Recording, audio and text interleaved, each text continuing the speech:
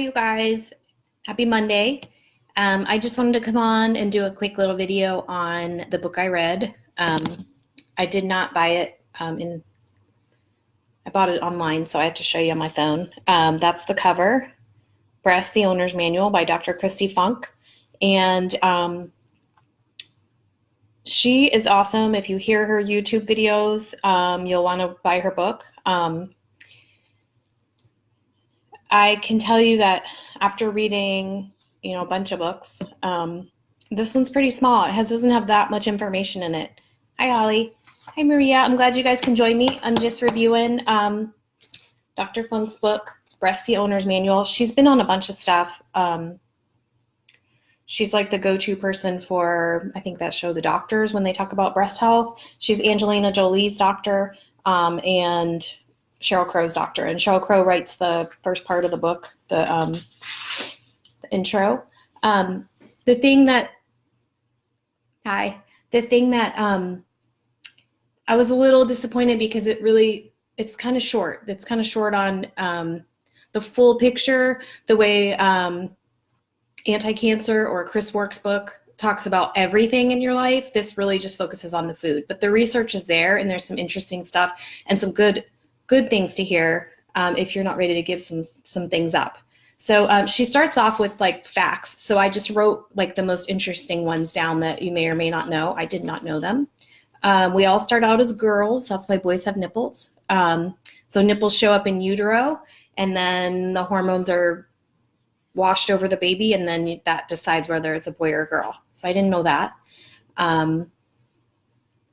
There are actually people that are born without nipples. It's not very common, obviously, or we'd all know about it. It's called athelia. There's also in the book, she talks about easybreastexam.com, and you can go there and there's videos on how to teach your daughters or how to, make sure that you're doing a correct and full breast exam. Okay, let's see more facts that are more fun than this. Let's see. She also talks about how she wasn't educated. She's an MD. She was not educated. She's a breast surgeon on nutrition, and neither are any doctors. So she says that's why they don't, give you nutrition advice. And they also, oncologists won't give you anything unless it's research-based. And they're not going to take the time to do nutrition with us, even though it could be the key, like the little extra, thing that gets us really healthy. Let's see. So she talks about this book is very similar to Chris Work's book. I know a lot of you don't ever want to hear about Chris Work because he says he cured himself when we all know he had surgery that cured him, or at least cured him, and then he took it the rest of the way with his stuff.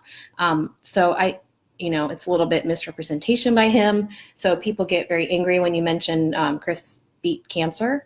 But his book is very similar. A lot of the same information is in his book as in this book. And his book is more, it talks about everything, religion, forgiveness, all the stuff that we do here, plus all the nutrition, and it's all research-based. So kind of like Anti-Cancer book that I did the last video, because it talks about all of that as well. So if you are like me and, oh wait, we don't want to get into the food yet because I was going to talk about coffee. She just started off with some facts. 1 in 8, she doesn't really think that's a correct thing that we all hear, the 1 in 8 get breast cancer. What it is that by 80 years old, 1 in 8 women have breast cancer. So that is a correct thing, but every decade has its own number. So if you're in your 40s, because I'm like, if it's 1 in 8, I know lots of women. I'm the only, there's like me and 3 others, and 1 in 8 seems high. So that's by the time you're 80, there's 1 in 8 women. In your 40s, it's 1 in 220. In your 50s, it's 1 in 68. So it starts to get, more and more as you get older. 90% of the risk factors that determine cancer are in your control. She believes this. Chris Work believes this. The book Anti-Cancer believes this. That can make you feel empowered, or it can piss you off. I think I go both ways sometimes. Sometimes I'm like, there are people in this world that took way less care of themselves than me. Like I exercised, I'm a vegetarian, I ate right, I taught my kids nutrition, I go to acupuncture, like what what made it happen to me, if it's lifestyle versus, this person that eats whatever they want, fast food, you guys have been there, I'm sure, in your heads. So I get a little mad when it's like 90% is up to you. But there's stuff that I think is not up to us, like all the chemicals in our food, all the chemicals in the soil, things like that we don't even know about that we're doing. So, all right, so here's let's get back to good news. So if you're like me, you don't want to give up your coffee. You don't have to. According to her, coffee is okay. Also, according to a couple other books. So while caffeine can increase cysts or pain, which is why anyone with breast cancer was told not to drink coffee, I don't have any breast tissue left, so it doesn't affect me anymore. Coffee is not linked in any study to cancer. In fact, it's an antioxidant, so you can drink coffee. Woo! I love waking up to my cup of coffee, so that was great news for me. The other thing she said is dairy has not been linked to breast cancer, but then she talks more about it and why it's not good for us and why she still believes vegan is the way.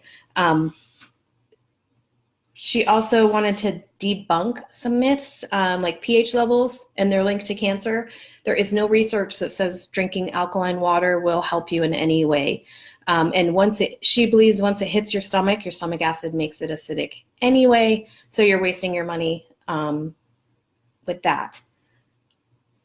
Let's see. And she also said that cancer is what makes cells acidic. So if you're trying to keep the pH level down so that it's not a good soil for little cancer seeds to grow in, it doesn't really hold water for her, because she said that cancer is the thing in your cell that makes the environment acidic. It's not acidic beforehand. So I've heard different things about that. Inflammation is acidic, right? And we've heard if you have inflammation, you have more of a chance of having breast cancer. So I don't know. I'm not a big fan of the alkaline water, just the way it tastes anyway. So this wasn't a big deal for me.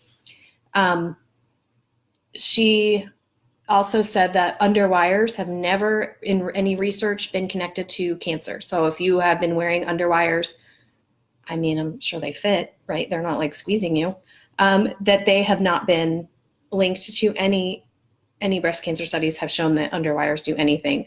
The theory was that the lymph nodes were stopped and that would build up the toxins in your breasts. And she said there's just no research to back that. So that's a myth. Here's another one. I quit wearing deodorant, antiperspirant, and all that like 12 years ago, so I wouldn't get breast cancer. It didn't work for me. Antiperspirants and deodorants, she said, have no link to cancer. There is no, I guess with antiperspirants, it was said that the theory was the aluminum would get in your system and clog up the lymph nodes or the breast tissue and cause cancer. And she said there's just nothing linking it. So, which is good, because not a lot of it's really hard to find a natural one that works. So, I mean, I'm still going to wear none or the natural kind, but if I can't find one that works for my daughter, I won't freak out, because I'll get the best I can do, and not worry about it. She did say to use paraben free though. And she said Europeans use, hey Beverly, she said Europeans use less deodorant than we do, and they have the same amount of breast cancer as we do. So that is a myth. Hair relaxers and perms have no link to breast cancer. I wish she would have talked about hair color, like the newer hair colors, if there's any research on that, but she did not. She said tattoos have no link to cancer or anything having to do with breast cancer, even if the tattoos are on the breast tissue. But interestingly enough, when surgery is done with people that I have a little tattoo, so it didn't happen to me, but people that have a lot of ink, there is always ink found in the cells when they remove them and look at them under a microscope. So I thought that was interesting. Even though it didn't have a link to cancer, it is in there doing stuff. It is in there in the cells. So I wonder what it does. She also talked about cell phones, that there is no link to breast cancer. What they're looking at is brain issues with cell phones and brain tumors. She said that cell phones are non-ionizing, I'm peeking at my notes, that's why I'm not looking forward, non-ionizing EMF that can't break down DNA. So if you keep your phone in your bra, if you do any of that, it's still not good for you, but there has been no research linking it to breast cancer. So she did say they are starting to try to figure out why brain tumors on people are here. She also said there's no link to like living under a cell tower or living under electrical things, because those are all non-ionizing that cannot break down cells. Just because there's no research done and there's no link doesn't mean it's not something that's happening. It just means that we haven't researched it yet. But I like that everything that in her book is research-based. Things that are ionizing EMF that can cause cancer, she made a little list, was like medical x-rays, sun exposure, CT scans, PET scans, things like that. So also oral contraception, the pill does not cause breast cancer. There's no link that, in fact, with people that have BRCA1 and 2 positive, did I say that right? It's positive, right? If you have the gene, they actually found a lower incidence of cancer in those girls, so in those women. So doesn't cause it. Okay. So what she wants to talk about in her book, the majority of her book is all about food and how you eat 21 meals a day, and every time you eat a meal, you are deciding whether or not you're going to fight cancer or help cancer, and that there's cells in our system all the time that want to start a little colony of their own, and that when the more fresh fruits and vegetables that we eat, the less chance that those seeds will have a place to stay. So she does the 70-30 rule: 70% fresh fruits and vegetables and leafy greens on your plate, 30% whole grains and plant-based proteins. So she wants us to eat the rainbow. Chlorophyll makes green, carotenoids make yellow and orange, flavonoids make blue, purple, red, and green. That's she went over these and why they're important. So if you're really interested in that, you can message me and I'll give you more on that. If you are having wheat bread, she said sprouted carbs are best. Healthy fats need to be in our diet: avocado, nuts, seeds, olives, tofu, edamame. We'll talk about soy in a minute because she does a whole chapter on soy. 70% dark cacao and EVOO. So if you've been avoiding carbs your whole life because you think they'll make you fat, she says stop doing that. Carbs are important. They help. Whole grains help fight cancer. We need the fiber. We need them in our diet. So here's a list of the carbs she likes: brown rice, wild rice, black rice, whole oats, quinoa, whole barley, whole wheat pasta, popcorn. Popcorn's exciting. If you're packing lunches for your kids, I'm going to put popcorn in there. Buckwheat, whole wheat, couscous, millet, bulgur, freekeh, which I have no idea what it is, amaranth, sorghum, and teff. So I don't think I'll be eating teff, but it's on the list. Maybe I'll figure out what that is one day. And we actually have a bakery near us that makes delicious millet bread and millet and flax bread. I just actually went and got big squishy sub rolls made out of millet for dinner. I'm going to make like veggie subs for Meatless Mondays. I am a vegetarian. My children are not, so I cook meat for them. She also talks about the 10 breast superfoods, and the number one best superfood is gooseberry. And they're not goji berries, they're gooseberries. I've never had one. Supposedly they're very bitter, very sour. So you can actually buy them in capsules if you want to eat those. And clove was the second. Let's see. So let's talk about soy.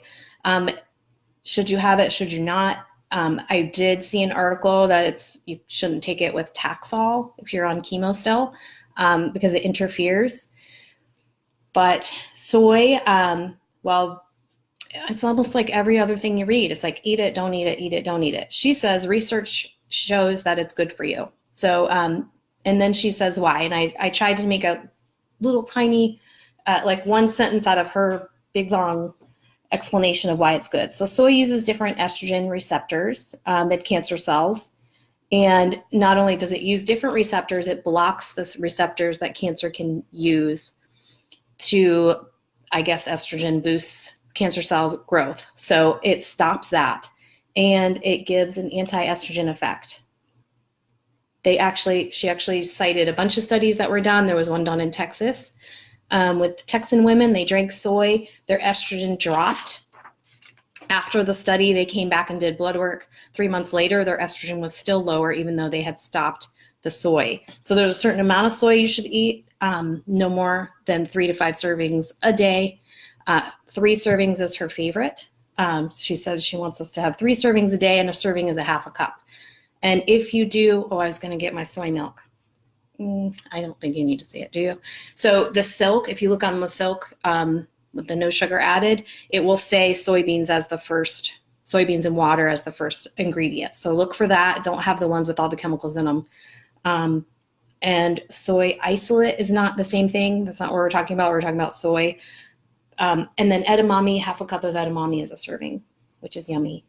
They sell them now. You can just pop them in the microwave. I don't know, not everyone uses the microwave once they've had cancer, because then you read all these books and it says it's a radiation box. But if you use it, you can buy the little edamame packages and you just throw them in the microwave, and then a little salt. It's really good. So her biggest thing is vegan. You need to be vegan to be healthy. She talks about no meat and why. There's lots and lots of research on this, including research that shows that meat causes other diseases. And there's really a lot more research on the heart, how it is with heart disease. And she talks about all the chemicals inside our meat in America, especially Europe and the Netherlands, Switzerland, Canada. They've all banned a lot of the things that we are still allowing the meat industry to use. Let's see. One of those things is a chemical called zeranol, and another one is in cheese. That one's in meat. And so all of these things, chemicals like hormones, tranquilizers, pesticides, growth promoting hormones, they're all known to be carcinogenic. They all are known to cause issues, as well as little girls getting their period at 8 and 10 years old. That's all in our meat. So even if you, and then she said, well, what about the, if you have grass-fed or you have organic meat, that cuts it down a little, but meat is still cancer promoting. Let's see. It increases your IGF, which is one of the markers they use to show if cancer is still in there. So let's see. Not one person with an IGF deficiency has ever gotten breast cancer. So IGF is raised when you eat meat. So you can test it, like after you eat a meal with meat in it, you can test your IGF, it will be up. And then that, she says that's cancer promoting. If you want more information on the meat, if that's really one thing, like for me, the coffee is like, I was going to keep researching until I found a study that said coffee was okay. So I was really happy that she laid that out for me in this book, because I really want my coffee. So if meat is like that for you and you really just can't give it up, she talks about adding in more veggies, more stuff to kind of balance out the fact that you've eaten something that's cancer promoting, then eat a bunch of stuff that's, cancer fighting. There's another woman, Lorraine Day. She actually had stage 4 breast cancer. She had a huge tumor. She was a medical doctor herself and did not want to do chemo or radiation. She did have the lump removed, and then it grew back. Lorraine Day is, you can search YouTube for her videos. This happened in the 70s and the 80s. So she is very Christian. She talks about how you should not meditate or do anything like that, that you should only pray and read the Bible. So her stuff kind of turned me off a little, because I think you should really be open to anything that makes people feel good and connected to their higher power. But it's inspiring to see that she used food, and she said it was not the whole story. Lorraine Day says, food's not the whole story. You have to have that forgiveness. You have to have that connection to God to get better. And that's what we're doing on this site with the TAT and all the stuff Velma helps us do. So I love that we're doing everything. And I just wanted to, add in the food too, because it's so important. I think we all, like in all the websites, especially when you research and you see everything, it's like one person says go paleo, one person says go vegan. It's confusing. So I'm going to read more books and summarize them. I hope it helps you. Let's see what else was in her book. Okay. If you are going to eat meat, go grass-fed, go organic, and do not char it. The charred, we've all heard this, the the black, when you cook meat on a grill, and the black stuff will, that's cancer promoting. Let's see. And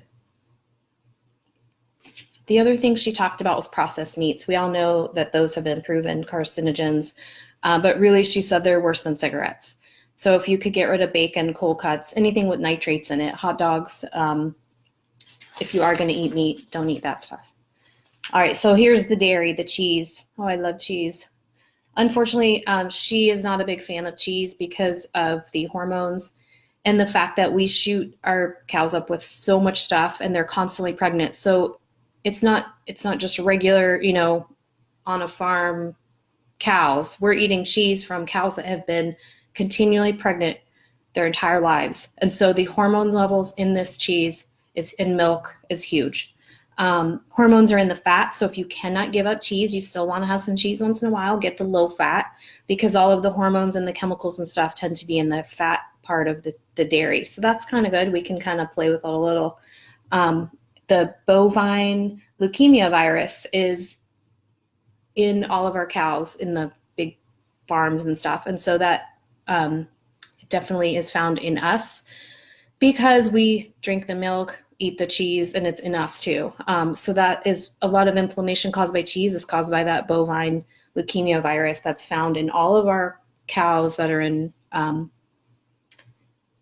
come on, brain fog, the big dairies. So the corporate dairies, that's what I wanted to say. All right, so eggs. Do we eat them? Do we not? I was told to eat them by my surgeon because I needed the protein for the skin to grow together, everything to heal. So is it good? Is it bad? Well, if she's promoting vegan, she's going to say it's bad. The research is conflicting. She says up to 2 eggs a week is safe. Otherwise, you're eating hormones that are cancer promoting. So she's definitely pushing for vegan. She is vegan. She's made her whole family vegan. If you're one of her patients, she tells you to be vegan. And she did talk about how breast cancer rates are not slowing down. 1.7 million in 2012 and an estimated 3.2 million by 2050.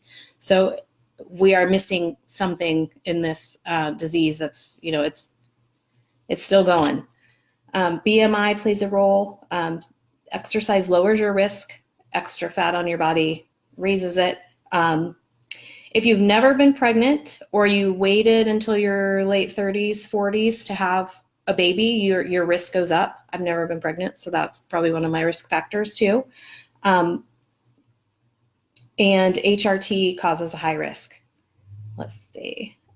And anything in our house, endocrine disruptors like chemicals, we've all heard that. I'm sure we're all working on getting rid of the chemicals out of our house.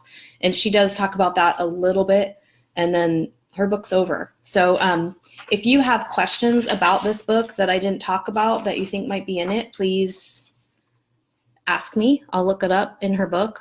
She didn't have a lot of charts or anything like that. She really just talks about food. Like she wants us to eat lots of broccoli, lots of greens, the same as all the other diets. Greens and vegetables and fruit are a definite plus. And she didn't divide the fruit up. Some of the diets divide the fruit up into like sweet, not sweet, don't eat a lot of sweet fruits. She didn't do that. She just wants you to eat them up.